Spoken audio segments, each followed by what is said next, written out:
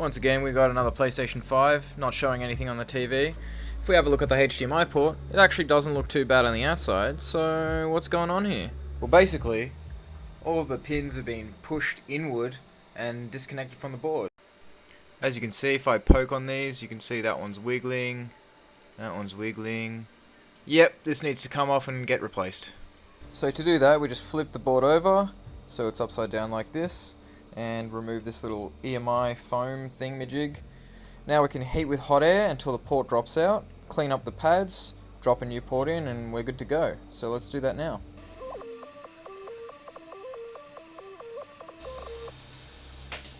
Just like that. And now that the old port's removed, we can go ahead and clean up these pads and add some nice new leaded solder, which has a lower melting point, and get ready to drop the new port in, and I'll show you how I do that as well. Alright, so we did get this all cleaned up. I added some extra solder to those ground legs for the actual connector housing, and now we're going to prepare a new connector and solder this bad boy down. Alright, so what I actually do is I pre-tin these legs on the actual connector itself, and that just means that when I go to flow down the connector to the board, that everything is going to make a nice solid connection. Alright, so this time it's basically the reverse. So I've got the board facing this way up, I'm going to heat from the bottom, and then I'm going to drop the port on. This is the best method that I've found, and you get really, really good results with it. So let's go, heating from the bottom. So I give it a few more seconds, and then we can drop the port on.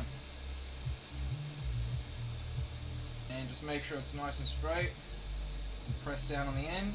So there you go, everything looking schmick. Just going to use a bit of isopropyl alcohol just to clean some of that excess flux up. And there it is, cleaned up a little bit more.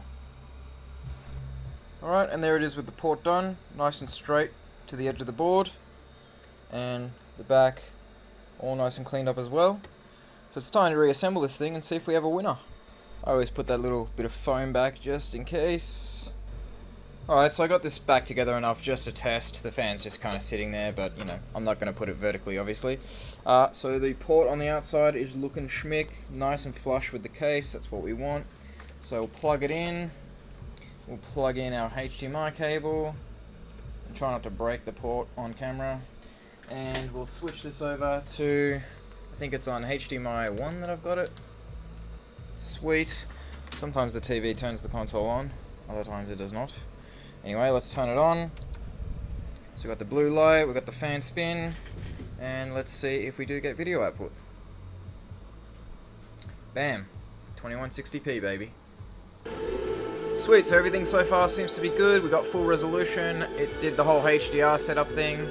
It's responding to the controller that I've paired, blah blah blah. So I'm going to go ahead and do a software update if there's one available.